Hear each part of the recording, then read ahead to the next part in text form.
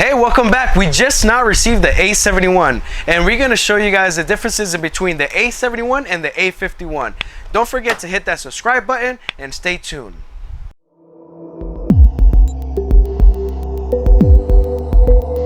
Alright guys, here we have the A51 and the A71. They're both very similar in the style of designing.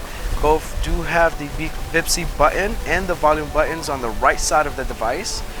Something that they both have in common is that the 3.5 headphone jack is still there next to your Type-C charger.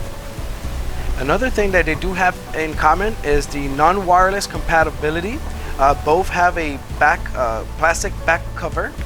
Also have the Infinity OLED screen. Another similarity that these devices remain with is the front selfie cameras that has a outstanding 32 megapixels.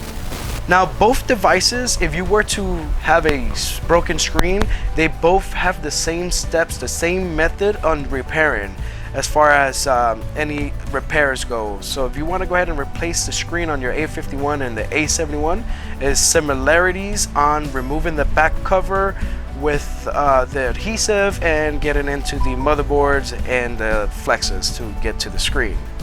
In our channel, we also have a video providing how the teardown of the A51 is, and soon we will have one for the A71. Now, for what's different in between both phones that I noticed, now the A51 is in the $200 range. That's a little bit more convenient, unlike the A71 is at the $400 margin.